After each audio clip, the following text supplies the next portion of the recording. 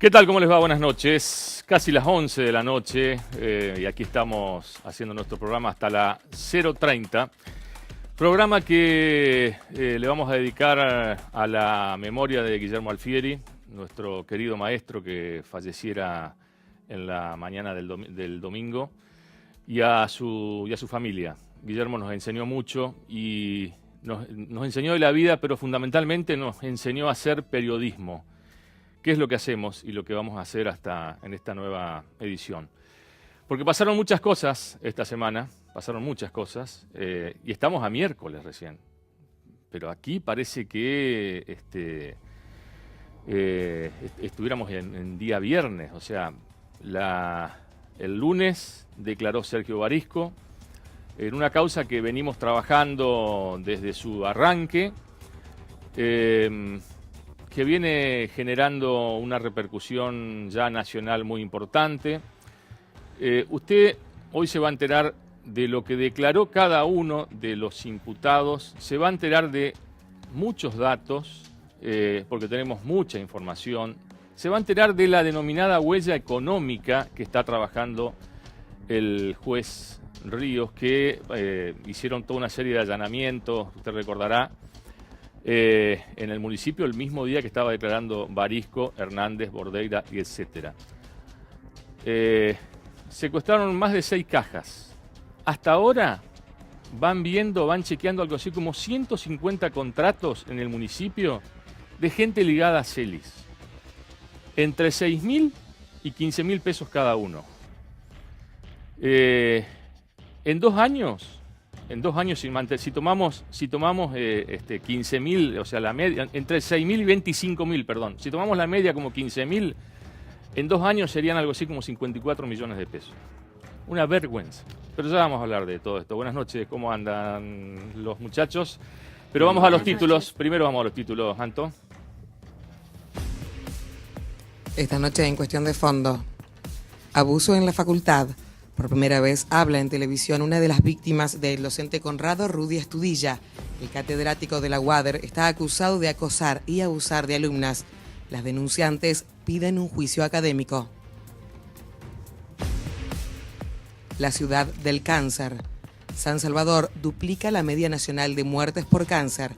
Vecinos señalan que los agrotóxicos utilizados para la producción de arroz están enfermando a la comunidad. Desde el año 2013 se realizan marchas exigiendo respuestas y acciones por parte del Estado. La obra sin fin. El Hospital del Bicentenario de Gualeguaychú comenzó a construirse en el año 2010 y todavía no se terminó, aunque ya se pagaron 339 millones de pesos. El gobierno provincial rescindió con la contratista y destinará otra cifra millonaria para concluir los trabajos. Cada vez más complicados. Hoy, en Cuestión de Fondo, te vamos a contar qué fue lo que declaró Sergio Barisco, Pablo Hernández y Griselda Bordeira ante el juez Leandro Ríos. Además, nuevas escuchas entre la banda Celis que complican cada vez más a los funcionarios municipales y deja a la vista el vínculo con la organización narco.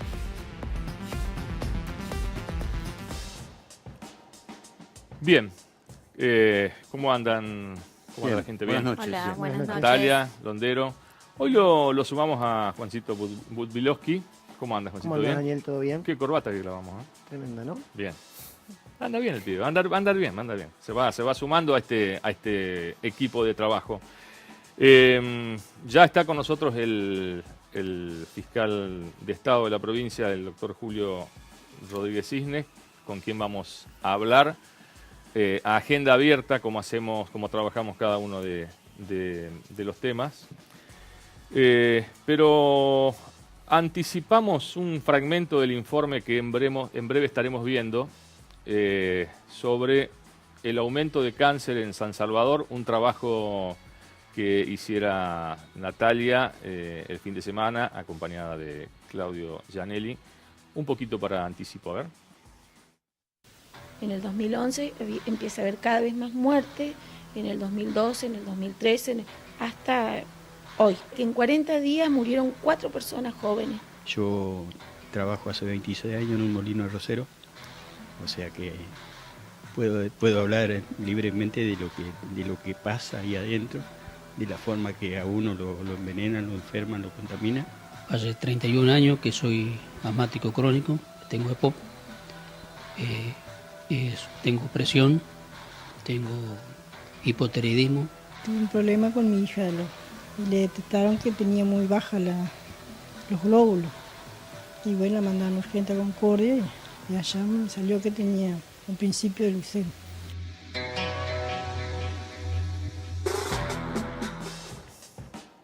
Bien, anticipábamos la presencia del doctor Rodríguez Cisne. ¿Cómo anda, doctor? Buenas noches. Bien, ¿cómo le va? ¿Qué tal? Bueno, a ver, hay mucho para hablar, mucho para hablar. Usted está en el cargo desde 1 de febrero de 2008. 2008. 10 años. Dos gestiones de Sergio Uribarri, sí, más lo que va de Bordet. Exacto. Uno nota, digamos, que se ha cuestionado mucho el tema de la falta de controles en el Estado, ¿no? Lo hemos dicho aquí. Uno se pregunta por qué pasó lo que pasó, ¿no? en estos 8 años de Uribarri, que derivaron en tantas causas judiciales contra Uribarri, contra el ministro Pedro Báez, contra varios de sus funcionarios, algunos de ellos ya fueron condenados. La pregunta es, ¿dónde estaba la Fiscalía de Estado que no vio nada de esto? Es muy simple. A ver. La Fiscalía de Estado tiene un rol doble. Primero es el control, la defensa del patrimonio de la provincia en los procesos judiciales en que la provincia es parte. Nosotros tenemos alrededor de 8.000 causas judiciales, donde actuamos en defensa del patrimonio, es decir, ejercemos la acción en defensa del patrimonio de la provincia, no la acción penal. Y después está el control de legalidad que hace la Fiscalía de Estado. El control de legalidad no es un control absoluto y de todas las causas, para que usted tenga referencia. En el mismo plazo que yo fui fiscal de Estado, se generaron en la administración provincial 2 millones de expedientes, según el informe de la Dirección de Informática de la provincia. En ese mismo periodo entraron a la Fiscalía alrededor de 10.000 expedientes para dictamen. No 2 millones, sino 10.000. No hay un solo. ¿Qué estructura tiene Fiscalía de Estado? Nosotros tenemos en total 53 abogados, 9 contadores y el resto son empleados administrativos sobre un total de 103 empleados. Y tenemos 63 millones de pesos de presupuesto para personal. Y nos ocupamos de los juicios, del control de legalidad, del poder disciplinario que ejercemos a través de la Dirección de Sumario, de la Comisión Asesora de Disciplina, de la Unidad de Control de Inmuebles y del Consejo de Tasaciones de la provincia. Todo eso lo hacemos con esa estructura. A nosotros, Daniel, nos corresponde el control de legalidad y la defensa en juicio. Al Ministerio Público Fiscal, artículo 207 y 208 de la Constitución, le corresponde el ejercicio de la acción penal. Si hay algo que investigar, un delito contra la administración pública, lo investiga el Ministerio Público Fiscal, no la Fiscalía de Estado. Ahora, usted me dice, ¿dónde estaba la Fiscalía? Bueno, pero ustedes han hecho pronunciamientos, sí, digamos. Sí. O sea, ¿Dónde estaba la Fiscalía? En los 10.000 expedientes que nosotros sí dictaminamos y no hay un solo caso, ni uno, en el cual un dictamen de Fiscalía de Estado haya servido de fundamento para que se dicte un acto irregular de todos estos que están en sede penal contra Uribarri o contra cualquier otro funcionario. ¿Y usted cuántas veces en esos 8 años, porque usted es uno de los abogados penalistas más reconocidos de los últimos... de los últimos 25 años, por lo menos, pero, ya trabajaba muchos casos penales. Porque yo soy un penalista. No, pero me refiero, ¿cuántas veces usted levantó el teléfono y le dijo a, no sé, llámese, el Tribunal de Cuentas, llámese algún otro organismo de control, decir, esto no está bien? Pero yo no me manejo por teléfono, yo me manejo con dictámenes. Pero me refiero a mis opiniones son dictámenes. De áreas, me refiero a una cuestión de área, porque bueno, el Tribunal de Cuentas... El Tribunal de Cuentas estamos en relación permanente. Claro. Y el Tribunal de Cuentas a nosotros nos envía un expediente con un cargo, por ejemplo, no quiero dar nombres propios, pero cualquier funcionario sobre el cual realiza una observación y entiende que hay un perjuicio que le causó a la administración por su actuar irregular. Caso Rodríguez, ahora que es reciente. La escuela de vialidad. Por el cual hubo una condena, sí. Bueno, hace poco. No, en ese caso, por hablar de un caso, Daniel, no de abstracciones, sino de casos. En ese caso, nunca la Fiscalía intervino en el proceso de contrataciones para la escuela de vialidad. Nosotros nos enteramos de esta situación a través de los medios de comunicación, porque hay un proceso penal, y también porque el Tribunal de Cuentas, hace un poco tiempo, envió a la Fiscalía de Estado un cargo contra los funcionarios que entendió responsable. ¿Y de qué se ocupa la Fiscalía? Se ocupa de la reparación del daño patrimonial, no de la condena penal o del proceso penal. Es más, usted dice, yo soy abogado penalista, yo hice defensas penales en su momento con el Código Viejo. El Código Procesal Nuevo le impide al Estado provincial constituirse como querellante, porque entiende... Como sucedía antes. Como sucedía antes. Entiende que la acción penal es exclusiva del Ministerio Público Fiscal. ¿Y por qué no dijo nada usted porque hace la semana pasada se conocieron declaraciones del presidente del Superior Tribunal de Justicia, el doctor Emilio Castrillón, haciendo duros cuestionamientos a la falta de actitud y decisión de los organismos de control y también le apuntó directamente a la Fiscalía de Estado? ¿Por qué no dije nada? Porque soy respetuoso del rol que tiene el doctor Castrillón, que es presidente del Superior. Cada uno cumple su función. Él tiene la función de dirigir el Poder Judicial, el Poder Judicial tiene la función de resolver los casos contenciosos, criminales, que se le presenten. Y esa es su función. Y para eso tiene un presupuesto y tiene 2.485 empleados y un presupuesto de 3.500 millones de pesos. Mi función es otra. No es constituirme como querellante particular. Mi función es obtener la reparación patrimonial y ejercer la defensa en los casos que la provincia es parte. ¿Usted es consciente de los millones de pesos que desvió la corrupción en los últimos años? Digamos, me parece que quizás, ojo, hablo de gobernantes, funcionarios, empresarios, alguien de la Fiscalía tiene que haber hecho algún cálculo con la estructura que tiene. Nosotros lo que hacemos es... cuando nos enteramos que existe un proceso penal y que puede haber un daño a la administración, nos tenemos que manejar con condenas, no con supuestos. Entonces lo que hacemos es un seguimiento de esos procesos y en el caso que se concrete la sentencia, por ejemplo, caso Bustamante, reciente.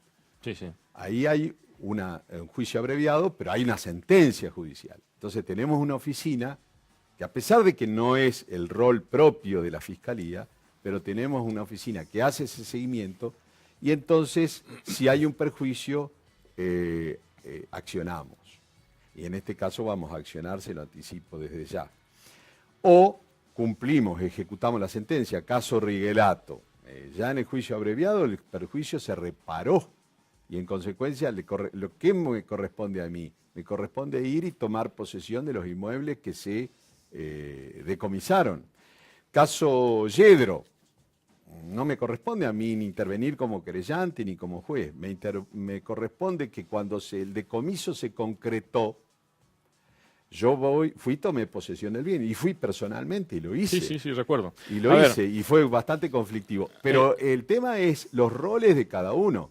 El rol de la investigación penal le corresponde al Ministerio Público Fiscal y a mí me corresponde el control de legalidad. ¿Cuándo?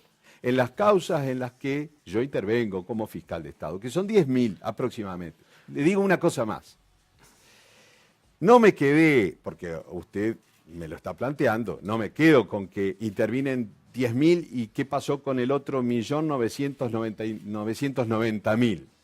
Bueno, yo planteé hace varios años ya, la necesidad de que en el procedimiento administrativo de la provincia de Entre Ríos, sí o sí tenía que haber dictamen jurídico de los órganos de asesoramiento de los organismos. Cosa que aunque a usted le parezca increíble, no existe. Y esa es una de las causas por las cuales por ahí pasan cosas. Y no me quedé en eso, sino que hice un convenio con la Universidad Nacional del Litoral, por el cual hoy hay 160 abogados de la provincia que se están capacitando en derecho administrativo para ejercer mejor los controles. ¿Cuánto cree usted que se equivocó Uribarri en los 8 años de mandato? Me refiero a todo esto que derivó en desvíos de dinero público. ¿Que se equivocó? Usted dice, si yo he hecho causa. una suma... No, me refiero a... porque usted tenía buena relación, siempre tuvo buena relación con Uribarri. Sí. ¿Cuánto se equivocó con esto de los hechos de corrupción Daniel, que se le imputan? Es muy simple. Creo que se equivocó desde el momento de no requerir siempre un dictamen de la Fiscalía en los casos que las contrataciones son relevantes. Entonces, si se hubiera tomado esa precaución, no le quepa ninguna duda que nosotros hubiéramos, por ejemplo, contrataciones directas de publicidad. No digo que no se puedan hacer contrataciones directas, pero hubiéramos de alguna forma planteado la necesidad de observar determinados mecanismos que tiene la ley de contabilidad para efectuar las contrataciones. Pero es más por omisión que por acción. ¿Habla con Uribarri? Sí. ¿Le pidió no tanto como ¿Le antes. pidió alguna vez algún consejo por su situación judicial? Jamás. Por su situación judicial, nunca. Él tiene 2 abogados, uno es Rodríguez Allende y el otro es Barrandegui, y yo estoy lejísimos de esos procesos judiciales. A ver, algunas cuestiones, doctor. Usted participa como síndico de empresas del Estado, ¿no? 2, Sidecrer y Enersa. ¿Cuál Y es- seguro de retiro. ¿Cuál es su sueldo como fiscal de Estado? 80.000 pesos. ¿Y aparte cobra como síndico? Sí. O sea que hoy por hoy debe tener el sueldo más alto del gobierno. No, la mitad de lo que cobran otros. ¿La funcionarios. mitad? Y sí. No, bueno, si lo compara con, Se lo he dicho al si lo se compara lo- con un vocal del Superior bueno, Tribunal de bueno, Justicia. yo estoy equiparado la Constitución dice que para ser fiscal de Estado hay que tener las mismas condiciones que para ser procurador. Con eso le digo todo. Pero yo he respondido esa clase de preguntas Sí. y mis remuneraciones están absolutamente... ¿Usted es consciente de que hay mucho cuestionamiento, digamos, a su crecimiento patrimonial? Digamos, hoy por porque hoy, trabajo. ¿cuál es su pero ¿cuál es su patrimonio? ¿Con qué cuenta hoy? ¿Cuenta Yo- con empresa? Yo ejerzo mi profesión, tengo mi estudio jurídico. Si ¿Puede bien hoy- puede seguir ejerciendo? No, muy poco, prácticamente nada. Ajá. Yo tengo un aparotel, que lo hice en el año 2004. O sea, no estaba en función en eso.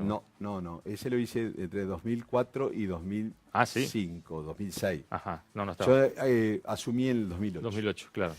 Y aparte en esa época, después que fui presidente de la Cámara de Diputados y antes de ser fiscal de Estado, gané varios juicios importantes. Uno de ellos contra la Caja de Jubilaciones por retirado de la policía que no se Sí. le Que pagaban. había iniciado con su padre, recuerdo.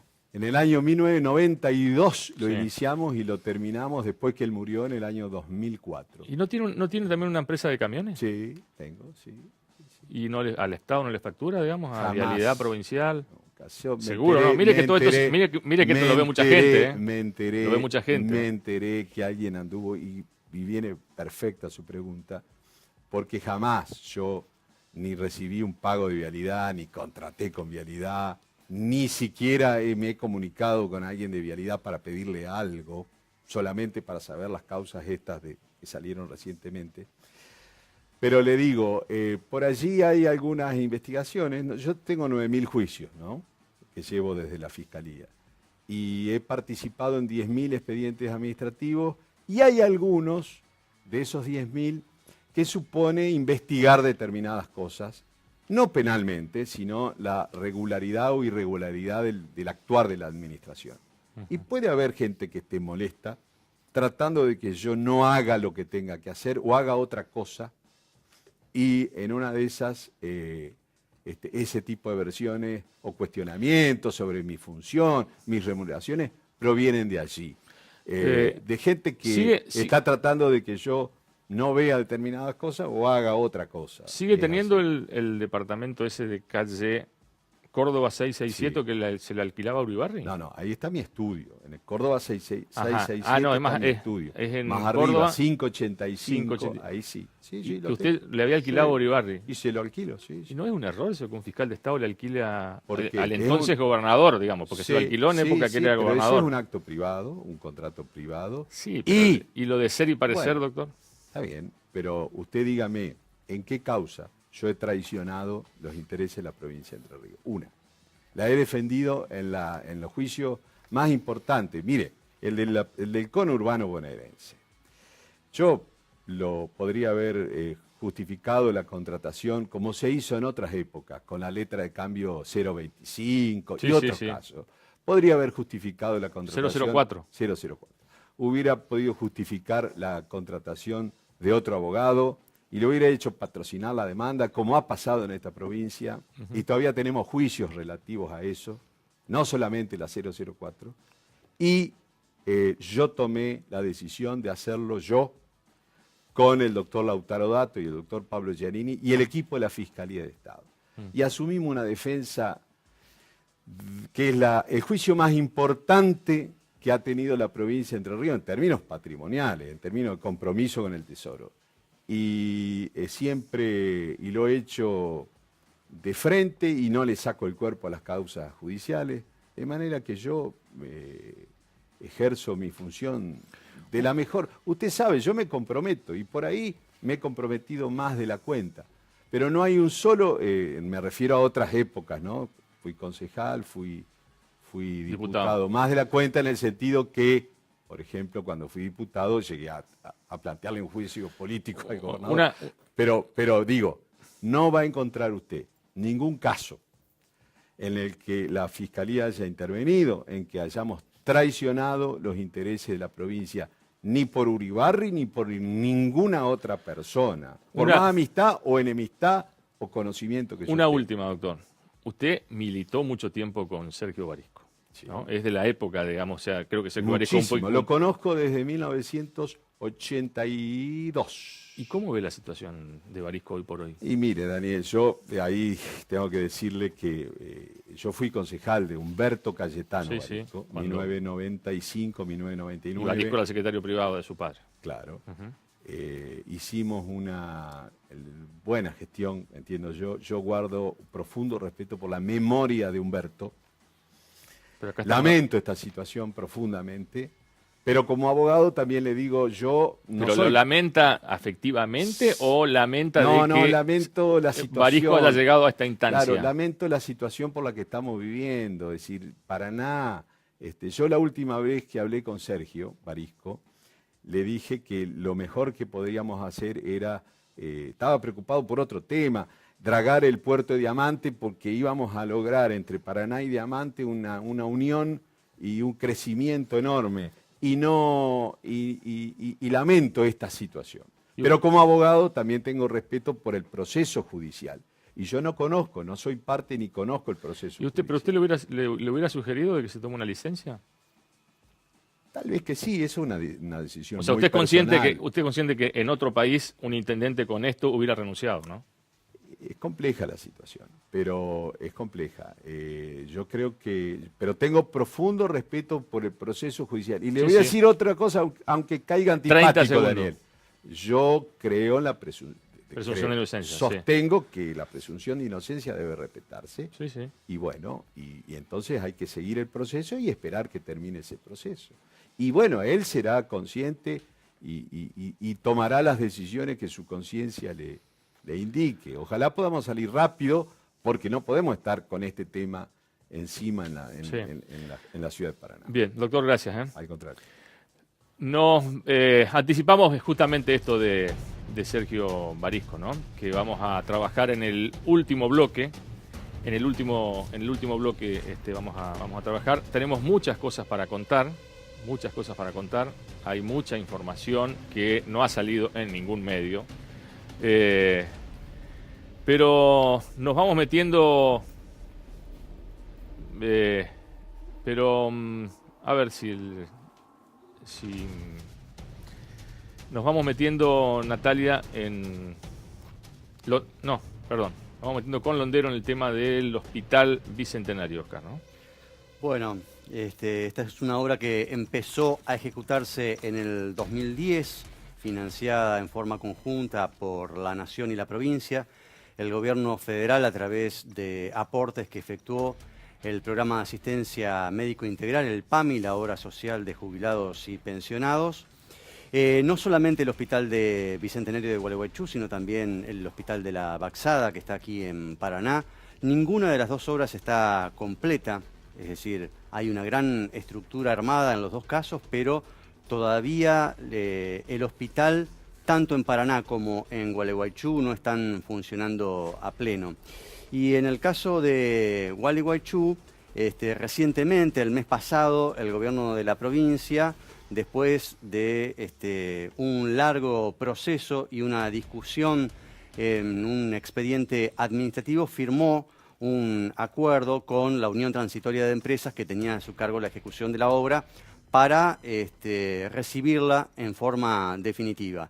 Falta un 19% de la obra civil, para lo cual se piensa llamar a una nueva licitación pública, y hasta el momento se han invertido más de 320 millones de pesos y la obra está inconclusa.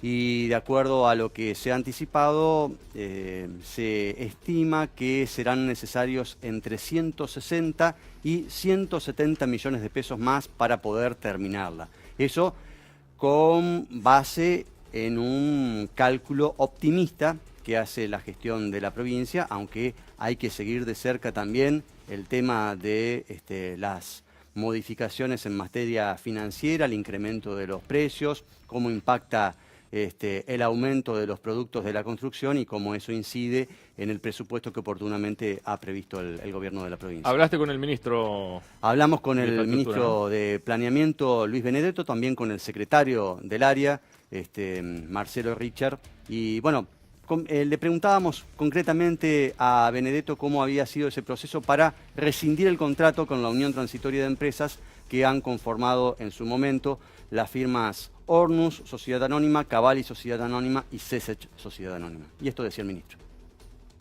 Como lo califica, fue un largo proceso y un proceso complejo, dado que se trata no solo de una obra civil, sino de una obra mucho más compleja con todo un sistema de equipamiento y servicio necesario para el hospital. Lo otro que también debo mencionar es el trabajo minucioso que decidimos hacer para recibir una obra con una historia y que realmente nosotros queríamos recibirla en tiempo y en forma lo más transparente posible. Para eso nosotros lo que hicimos es, aparte del equipo propio del Ministerio, de una unidad hospitales, que es quien lleva adelante esto, hicimos un convenio con la Universidad Tecnológica Nacional a través de las facultades para que nos asistan como un tercero, y también utilizamos la estructura que tiene el gobierno de la provincia, que es CAFE, la Comisión Administradora de Fondo del Río Uruguay, que también proporcionó a profesionales de muy buen nivel, y en el conjunto todo eso hizo que las cosas sean más controladas, se puedan visualizar perfectamente el estado que se encontraba la obra y poder llegar después de un largo proceso con la UTE a ponernos de acuerdo para poder rescindir el contrato, como dice el convenio que se ha firmado de mutuo acuerdo. Eso significa de que también para la provincia ha sido, consideramos, lo mejor que se podía hacer para poder evitar cualquier situación en el momento y también a posteriori. Faltaban certificados, redeterminaciones y también una ampliación de una sala que se hizo en el sector de niños. Todo eso significó también un complejo sistema administrativo y de control en el cual colaboró muchísimo la Contaduría General y también la Secretaría Legal y Técnica de acá del Gobierno de la provincia y la Fiscalía de Estado. Todo esto hizo que aparecieran diferentes cifras que fuimos, digamos, de una manera u otra ajustándolas para poder también descontar todos aquellos anticipos que se habían hecho y llegar a una cifra final de pago que es la que está establecida en el convenio. Esto ha hecho de que nos permita a nosotros, como bien dije en la parte anterior, a que sea lo mejor y lo más aconsejable desde el punto de vista para el gobierno de la provincia. ¿Cuánto dinero sería finalmente el que tiene que desembolsar la provincia para este tramo final de la obra? Mire, ustedes habían puesto en un artículo que llegaba a cerca de 300 millones la obra hoy.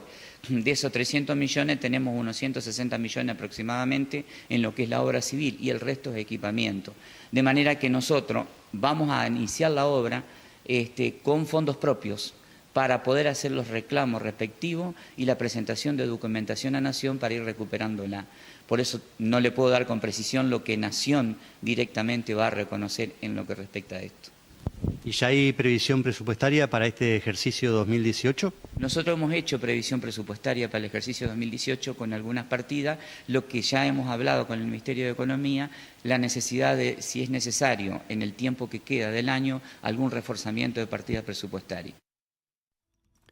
El testimonio del ministro de Planeamiento, Luis Benedetto, dando cuenta de cómo fue ese proceso, esa negociación larga, después de cruces de acusaciones que incluso tuvieron al propio gobernador de la provincia en el recinto de la Cámara de Diputados al inaugurar el periodo de sesiones ordinarias de la legislatura, diciendo que no iba a dejar que lo extorsionaran, en virtud de los reclamos que hacía justamente la Unión Transitoria de Empresas que había llevado adelante la obra.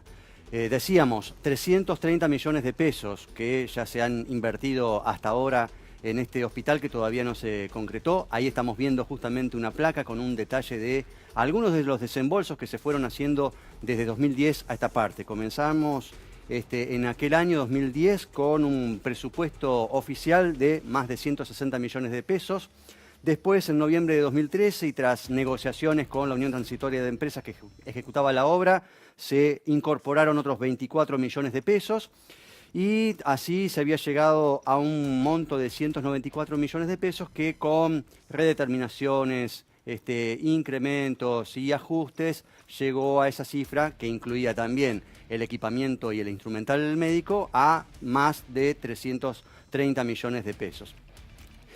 También decíamos, hablamos con el secretario de Planeamiento, Marcelo Richard, para tener más detalles, porque él fue puntualmente el funcionario de más alto rango que estuvo en la obra, viendo cómo se habían ejecutado los trabajos y de qué manera se podía verificar el planteo que hacía el grupo de empresas al momento de reclamarle dinero de Estado. Es decir, si correspondía pagarle desde la provincia de Entre Ríos el dinero que estaban exigiendo las empresas constructoras. Lo escuchamos al secretario de Planeamiento a ver qué decía.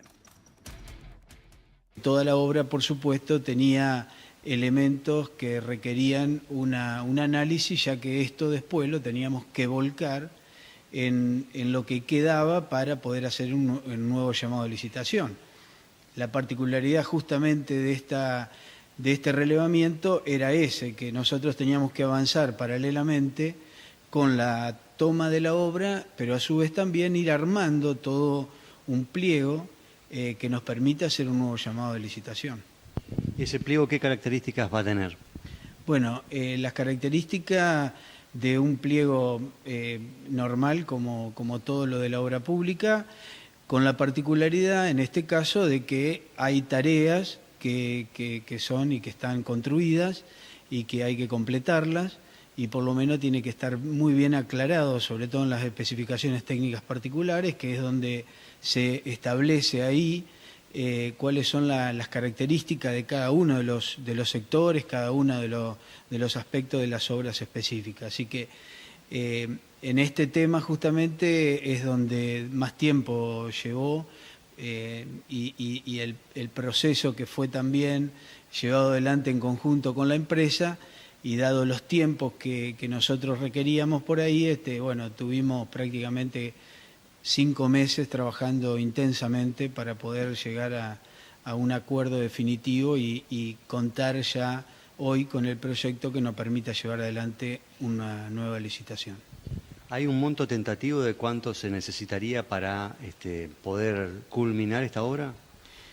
Bueno, hoy nosotros, por decisión del gobernador, se adoptó la medida de armar una licitación que permita terminar y definir algunas áreas, algunos sectores, y dado que así lo permite el proyecto, el diseño del hospital, y así poder ir trasladando áreas del hospital viejo.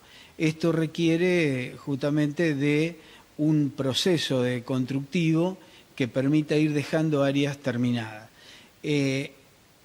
Por un lado esto, y a lo que quiero llegar es que lo que vamos a hacer es una licitación por la obra civil.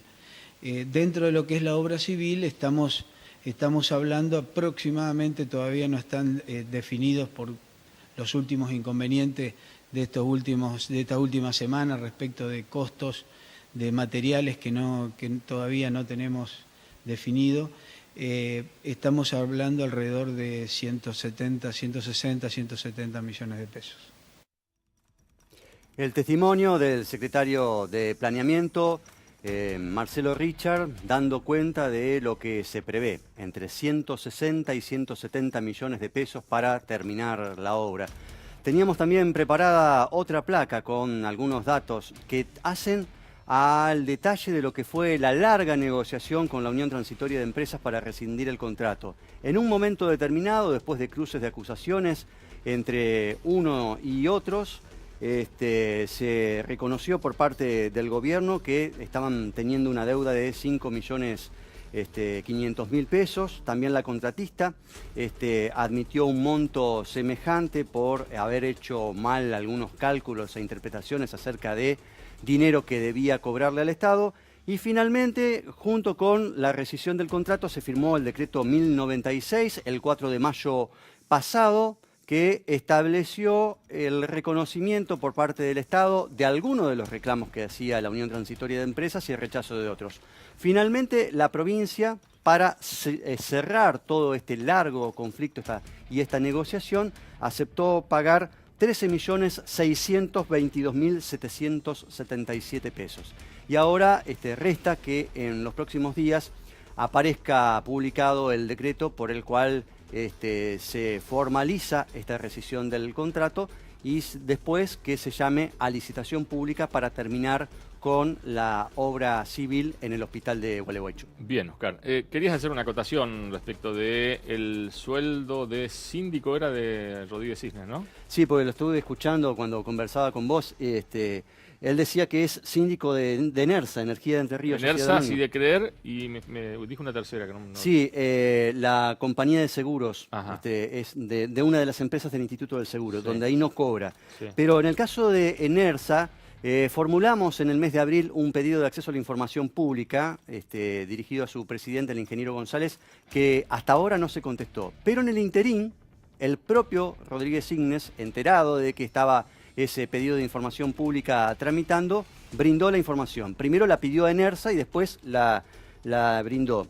Durante el ejercicio 2017, ENERSA le pagó, en concepto de su trabajo como síndico de Rodríguez Cisnes, 1.465.742 pesos. A eso se le descontó... ¿1 millón cuánto? 465.742 o sea, con algo más de 100.000 pesos por mes. Claro, pero a eso hay que descontarle el proporcional de impuesto a las ganancias. Pero es cifra oficial, porque esto es una... O sea, ¿te lo dio el propio fiscal de Estado? Sí, este dato, esta liquidación de los honorarios como síndicos está suscrita por el gerente del área de administración de ENERSA, Carlos Malmierca. Bien. Anto, ¿me recordás los teléfonos? Hay mensajes ya, ¿no? Lo vamos a dar en el segundo bloque. Pueden comunicarse esta noche con Cuestión de Fondo a través de nuestro WhatsApp 343 50 57 153. También con nuestra línea directa 0343 423 50 81. En Facebook somos Cuestión de Fondo. También estamos en Instagram y en Twitter como @Cuestión de Fondo 2. Algunos de los mensajes. Voy a retroceder, exactamente. Vamos a mensajes. Adelante. Vamos a los mensajes. Uno de los mensajes que llegaron en esta noche. Buenas noches, Daniel. Paso esta inquietud.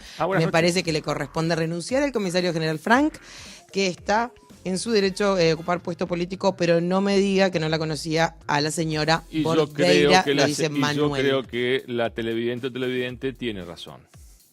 Y vamos a hablar de Frank también más adelante. ¿Qué más?